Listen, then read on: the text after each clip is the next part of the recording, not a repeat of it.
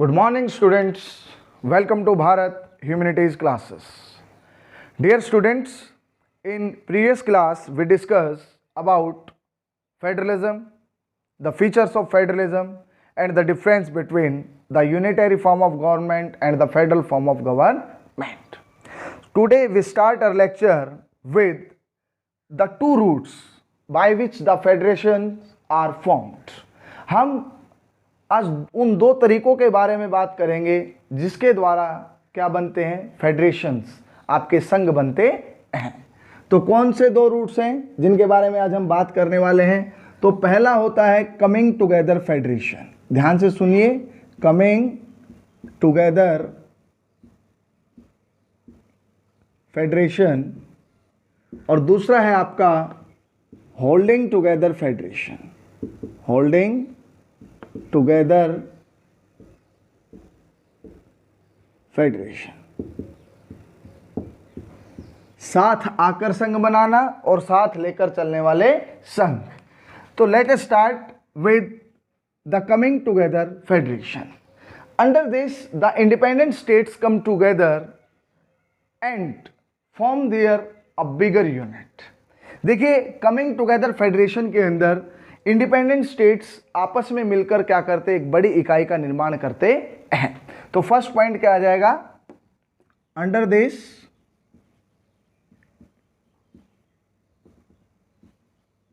Independent states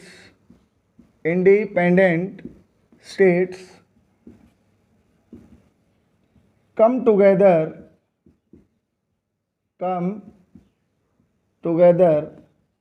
by their own and form a bigger unit.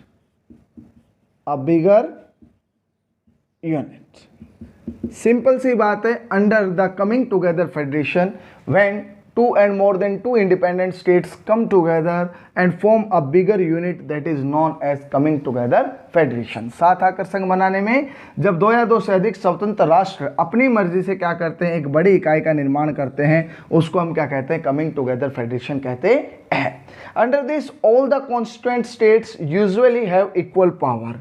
देखिए, इसके अंदर जितने भी आपके क्या होते हैं, स्टेट्स होते हैं, उनके पास क्या होती है, इक्वल पावर्स होती है। तो under the coming together federation all the states they have equal power.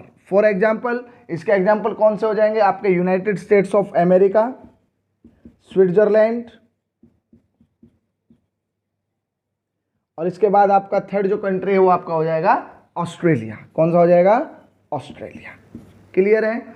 तो ये आपका हो गया coming together federation. Under this the independent states come together by their own and form a bigger unit.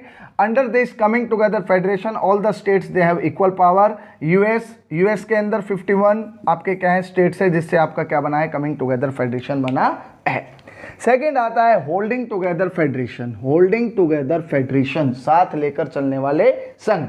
Under this a large country divides its power between the central authority and various constituent units or various states, that is known as holding together federation। holding together federation के अंदर क्या होता है? under this a large country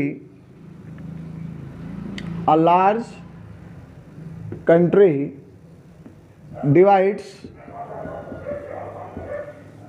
its power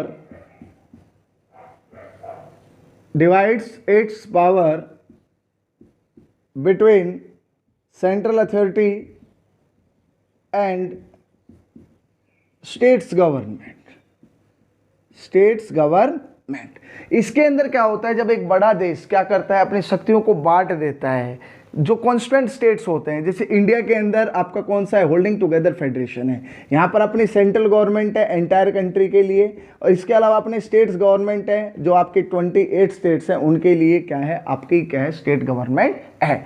तो holding together federation के अंदर क्या होता है, जब एक बड़ा देश अपने जो विभिन्न राज्य जो होते हैं उनके बीच क्या कर देता है, शक्तियों का बंटवारा कर देता है, तो इसको हम क्या कहते हैं, holding together federation.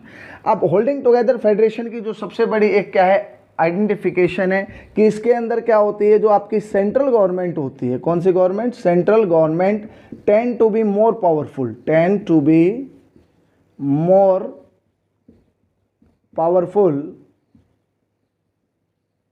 than state government।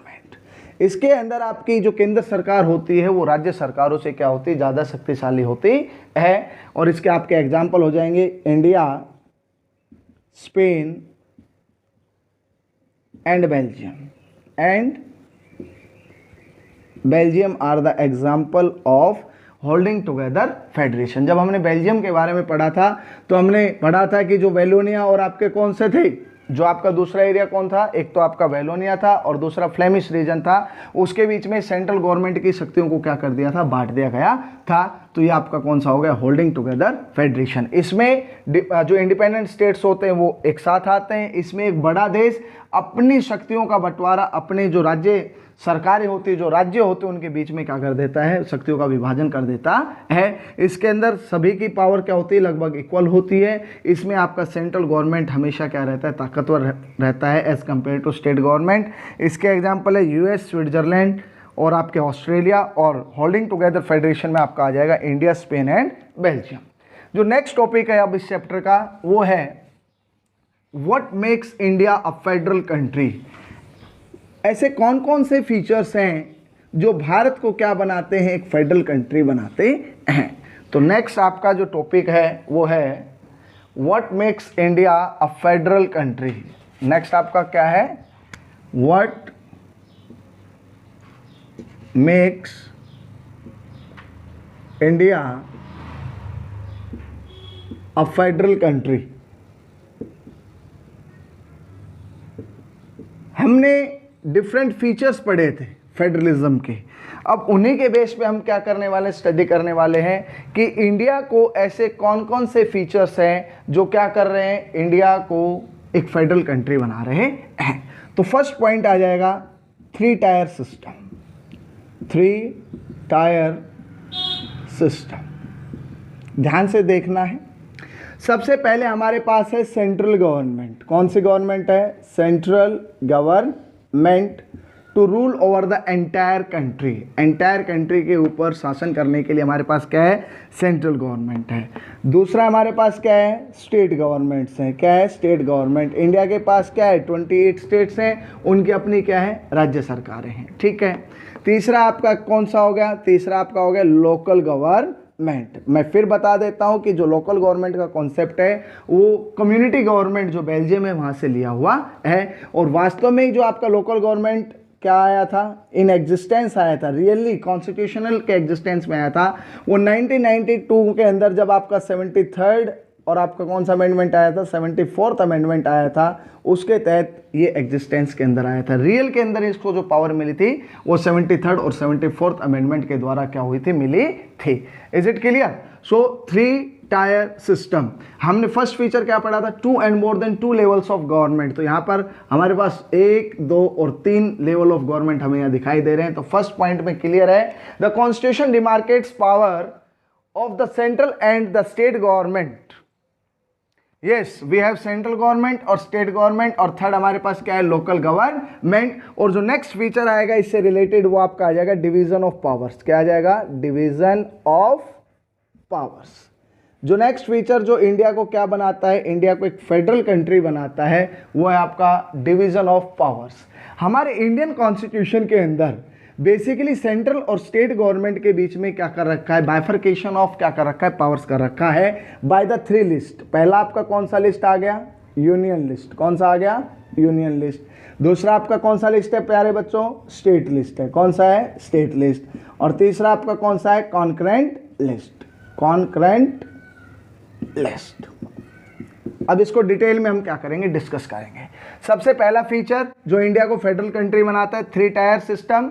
हमारे पास कितने टायर सिस्टम है, 3 टायर सिस्टम है, union government, state government and local government. Second feature अब हम स्टडी करेंगे डिटेल के अंदर, डिवीजन ऑफ पावर्स। और ये जो डिवीजन है ये किसके द्वारा कर रखा है, बाय द इंडियन कॉन्स्टिट्यूशन। तो इसको हम क्या करेंगे, डिटेल के अंदर क्या करेंगे, डिस्कस करेंगे। तो सेकंड जो फीचर है उसको हम डिटेल में डिस्कस करेंगे, डिवीजन ऑफ पावर्स। प्यारे बच्चों, इंडियन कॉन्स्टिट्यूशन के अंदर 3 लिस्ट दे रखी है। पहला आपका कौन सा लिस्ट है, यूनियन लिस्ट। ठीक है। अब हम यूनियन लिस्ट के बारे में डिटेल से क्या करेंगे, डिस्कस करेंगे।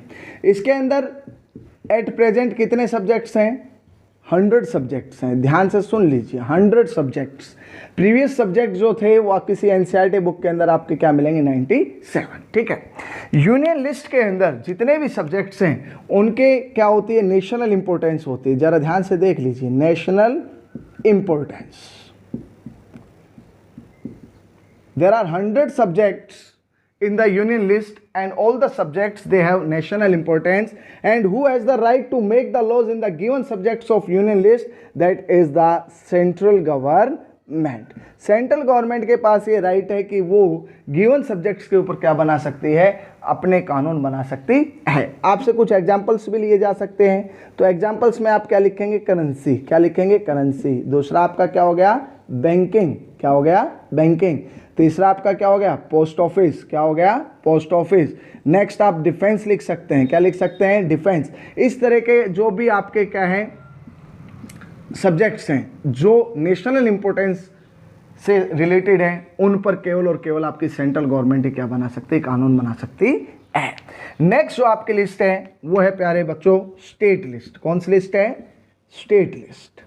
स्टेट लिस्ट के अंदर जो गिवन सब्जेक्ट है एट प्रेजेंट वो है 61। कितने हैं, 61। किसी बुक के अंदर आपको, पुरानी जो बुक है उसके अंदर आपको कितने मिलेंगे, 66। लेकिन प्रेजेंट के आपको क्या करने हैं, लर्न करने हैं। अब स्टेट लिस्ट कौन सी होती है, the list which has subjects related to regional importance. वे सब्जेक्ट जिनकी क्षेत्रीय महत्व क्या होता है, ज़्यादा होता है, और जिनके ऊपर कानून बनाने का अधिकार किसके पास होता है, स्टेट गवर्नमेंट के पास होता है। स्टेट गवर्नमेंट का ज्यूरिसडिक्शन होता है कि वो स्टेट लिस्ट के अंदर गिवन सब्जेक्ट्स जो होते हैं उनके ऊपर क्या बना सकती है, कानून बना सकती है। ऐसे कौन कौन से सब्जेक्ट्स हैं जिनके ऊपर स्टेट गवर्नमेंट स्टेट लिस्ट पर दिए गए विषयों पर कानून बना सकती है, तो जैसे आपका क्या हो गया, एग्रीकल्चर हो गया। क्या हो गया, एग्रीकल्चर। ठीक है। ट्रेड हो गया। क्या हो गया, ट्रेड। प्रिजन, पुलिस, इस तरह के जो आपके क्या होते हैं सब्जेक्ट्स होते हैं वो आपके रीजनल इंपॉर्टेंस के होते हैं, जिन पर स्टेट गवर्नमेंट ही क्या कर सकती, कानून बना सकती है। तो पहला लिस्ट हो गया यूनियन लिस्ट, दूसरा आपका कौन सा हो गया, स्टेट लिस्ट। अब तीसरा जो है वो है आपका कॉन्करेंट लिस्ट। कौन सा लिस्ट है, कॉन्करेंट लिस्ट। अब कॉन्करेंट लिस्ट के अंदर दोनों ही इंपॉर्टेंसेस होती हैं। ठीक है। नेक्स्ट आपकी जो लिस्ट है वो है आपका concurrent list.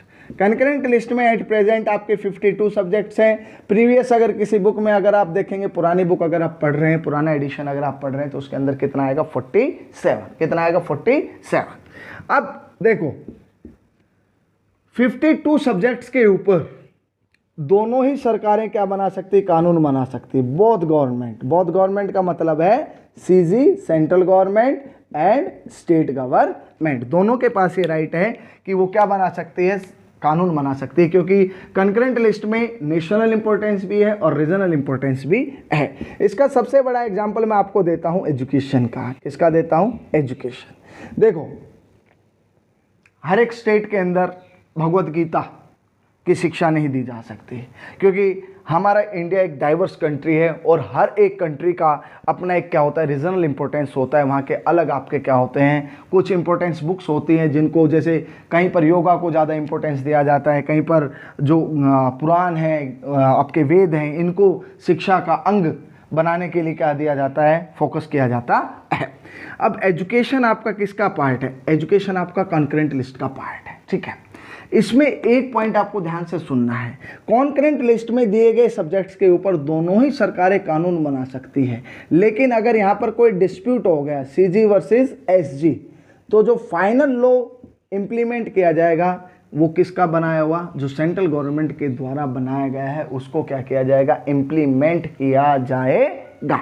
If there is dispute between the laws of central and state government, तो फाइनली किसका लॉ इफेक्टिव होगा, made by the central government. Government. तो ये आपको क्या रखना है, ध्यान रखना है। एजुकेशन के अलावा ऐसे कौन कौन से सब्जेक्ट्स हैं, मैरिज हो गया, डाइवर्स हो गया, सक्सेसर हो गया, ये सारे आपके किसके पार्ट होते हैं, कॉन्करेंट लिस्ट के क्या होते हैं, पार्ट होते हैं।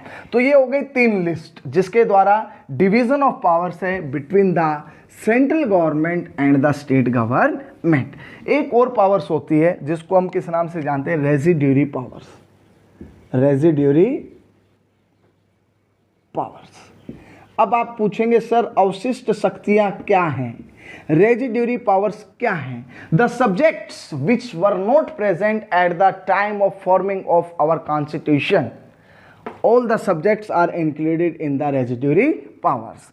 अब जब देश का संविधान बना उस समय जितने भी विषय मौजूद नहीं थे, उन बाकी बचे हुए विषयों को किसके अंदर शामिल कर दिया गया, अवशिष्ट शक्तियों के अंदर शामिल कर दिया गया। और इनको किसके ज्यूरिडिक्शन में रखा गया, इनको रखा गया ज्यूरिडिक्शन ऑफ सेंट्रल गवर्नमेंट। अब ऐसे कौन कौन से आपके क्या हैं, एग्जाम्पल्स हैं, सब्जेक्ट्स हैं जो रेजिड्यूरी पावर्स के हिस्सा हैं? तो आपके क्या हो गए, कंप्यूटर हो गया, क्या हो गया, कंप्यूटर। दूसरा आपका हो गया इंटरनेट। तीसरा आपका हो गया टेररिज्म, क्या हो गया, टेररिज्म। ठीक है, ये कुछ सब्जेक्ट्स हैं जो आपके किसके अंदर दिए हुए हैं, रेजिड्यूरी पावर्स में। और रेजिड्यूरी पावर्स किसके ज्यूरिसडिक्शन के अंदर दी गई है, सेंट्रल गवर्नमेंट के अंदर दी गई है। तो ये आपका क्या हो गया, सेकंड फीचर जो इंडिया को क्या बनाता है, एक फेडरल कंट्री बनाता है। क्लियर। नेक्स्ट आता है independent judiciary, independent judiciary system. देखो ये फैक्ट है कि सेंट्रल जो आपके चीफ जस्टिस ऑफ इंडिया है या आपके अदर जजेस हैं वो appointed by the head of executive. जो प्रेसिडेंट है वो किसको नियुक्त करते हैं, वो आपके सीजेआई और अदर जजेस of supreme court and high court को क्या करते हैं, अपॉइंट करते हैं। ये बिल्कुल सही है। लेकिन इंडिया के अंदर, इंडियन कॉन्स्टिट्यूशन के अंदर हमारा जो सबसे बड़ा फीचर है वो है इंडिपेंडेंस ऑफ जुडिशरी। देखिए एक फेडरल कंट्री के अंदर क्या होते रहते हैं, डिस्प्यूट अराइजेज होते रहते हैं। किसी भी सब्जेक्ट्स को लेकर, किसी भी कानून को लेकर क्या होते रहते हैं, केंद्र व राज्य सरकारों के बीच के अंदर क्या होता रहता है, झगड़ा होता रहता है। ठीक है, अब उस झगड़े का सॉल्यूशन कहाँ पर होता है, वो होता है आपके जुडिशरी। जुडिशरी ओरिजिनल ज्यूरिसडिक्शन, देखो मैं आपको डिटेल में बता देता हूँ। Original jurisdiction of supreme court क्या है। ओरिजिनल ज्यूरिडिक्शन का मतलब ये है कि इंडिया के अंदर कुछ ऐसे केसेस हैं जिनको डायरेक्टली और डायरेक्टली कहां पर आप क्या कर सकते हैं, रिप्रेजेंट कर सकते हैं, केवल आप सुप्रीम कोर्ट के अंदर ही रिप्रेजेंट कर सकते हैं। इसको सुप्रीम कोर्ट का ओरिजिनल ज्यूरिसडिक्शन माना जाता है। If any case is related to dispute between the central government and state government, तो इस केस को केवल और केवल आप एससी में लेके जा सकते हैं, आप एचसी में नहीं लेके जा सकते। It means you have to represent that case only in the Supreme Court of India, not in the high courts of the different states in India. So our judiciary is called the protector of Indian Constitution. Our judiciary is called the protector of fundamental right. Our judiciary has power to dismiss that law which is against of the basic feature of our Indian Constitution. This is the another feature of our country which make India a federal country. ये तीसरा aspect है जिसके द्वारा हम कह सकते हैं कि भारत देश क्या है, एक संघात्मक देश है। क्लियर है। सोर्सेज ऑफ रेवेन्यू, नेक्स्ट क्या आता है, सोर्सेज ऑफ रेवेन्यू। मैंने जीएसटी का आपको एग्जांपल दिया था। जीएसटी वैसे 3 टाइप की होती है, सीजीएसटी, एसजीएसटी और इंटीग्रेटेड जीएसटी। ठीक है, उसके बारे में बात नहीं करेंगे। यहाँ पर हम जीएसटी को 2 पार्ट्स के अंदर, सीजीएसटी और एसजीएसटी, 50% यहाँ पे जाता है, 50% कहाँ जाता है, स्टेट को जाता है। तो ये भी आपका क्या है, sources of revenue. Sources of revenue भी क्या है, स्पेसिफाइड है, किसके द्वारा, हमारे इंडियन कॉन्स्टिट्यूशन के द्वारा। क्लियर है। नेक्स्ट आता है consent of both levels of the government. देखिए आप देश के अंदर कोई भी कानून बनाते हैं, ठीक है, तो उसके लिए 2/3 मेजोरिटी, 2/3 मेजोरिटी। आप जीएसटी को ही ले लीजिए। जीएसटी देश में कब तक लागू नहीं हुआ जब तक वो बोथ हाउसेज के 2/3 मेजोरिटी से पास नहीं हुआ, प्लस हाफ स्टेट्स, जितने भी आपके स्टेट्स हैं उनके हाफ स्टेट्स ने जब तक उसको क्या नहीं किया, प्रूव नहीं किया, उसको एक्सेप्ट नहीं किया, उसको पास नहीं किया, जब तक वह जीएसटी देश के अंदर क्या नहीं हो पाया, लागू नहीं हो पाया। क्लियर है कि आपका under a federal government the fundamental provision can not be change unilaterally by one level of government. If you want to change the constitution of our country, so what is the process? The 2/3 majority of the Lok Sabha and the Rajya Sabha and 1/2 states, total state का 1/2 अगर उसको क्या करता है, yes करता है, तभी देश के अंदर उस कानून को क्या किया जा सकता है, लागू किया जा सकता है। एग्जाम्पल मैंने आपको किसका दिया है, जीएसटी का दिया है। ठीक है, नेक्स्ट आता है separate source of income. A clear mention regarding the financial power of the central and the state has been made in the Indian constitution. जितने भी टैक्सेस थे, लगभग 13 प्रकार के टैक्सेस को खत्म करके अब जीएसटी को लागू किया गया, और जीएसटी में भी सीजीएसटी और एसजीएसटी को क्या कर दिया गया, बराबर बराबर बांट दिया गया। इसके अलावा आता है ज्यूरिसडिक्शन। क्या आता है, ज्यूरिसडिक्शन। ज्यूरिसडिक्शन में लिस्ट को ही हम यहाँ पर क्या कर सकते हैं, रिप्रेजेंट कर सकते हैं कि अगर नेशनल सब्जेक्ट का कोई भी आपका क्या है, नेशनल इंपॉर्टेंस का सब्जेक्ट है, तो वहाँ पर सेंट्रल गवर्नमेंट का अपना अधिकार होता है, और स्टेट इंपॉर्टेंस के सब्जेक्ट होते हैं, वहाँ पर क्या होता है, स्टेट गवर्नमेंट का अपना क्या होता है, अधिकार होता है। तो ये आपके क्या है, ये आपके कुछ ऐसे फीचर्स हैं जो इंडिया को क्या बनाते हैं, एक संघात्मक देश बनाते हैं। फर्स्ट मैंने बताया 3 टायर सिस्टम, सेकंड मैंने आपको बताया डिवीजन ऑफ पावर्स, थर्ड मैंने आपको बताया not equal powers to all administrative units. Central government की अपनी अलग पावर है, स्टेट गवर्नमेंट की अपनी अलग पावर है, लोकल गवर्नमेंट की अपनी अलग पावर है। हमारा इंडिया का जो फेडरलिज्म है वो सेंट्रीफ्यूगल फेडरलिज्म है। सेंट्रीफ्यूगल फेडरलिज्म का मतलब होता है कि central government is more powerful than the state's government. When we discuss about the two routes to form the federation in our country India, then we discuss about the holding together federation, and India is the example of holding together federation, and under this federation the central government tend to be more powerful than the state's government. Next मैंने बताया consent of the both levels of the government if you want to change the basic feature of constitution. अगर आप संविधान के कुछ क्या करना चाहते हैं, चेंजमेंट करना चाहते हैं, तो वहाँ पर आपको 2/3 मेजोरिटी के साथ 50% आपके जो स्टेट्स हैं उनका अप्रूवल क्या होता है, जरूरी होता है। अलग अलग ज्यूरिसडिक्शन है, सेंट्रल गवर्नमेंट अपने अधिकार क्षेत्र के अंदर काम करती है, स्टेट गवर्नमेंट अपने अधिकार क्षेत्र के अंदर क्या करती है, काम करती है। Separate source of income, independent judiciary, all these are the features which makes India a federal country. So dear students, today we discussed 2 important topics related to second chapter federalism. One is the 2 routes by which the different countries form the federation, like the coming together federation and holding together federation, and next one is that what makes India a federal country. You have to watch this video, read your NCERT book line by line, like this video and subscribe Bharat Humanities classes. Jai Hind, Jai Bharat.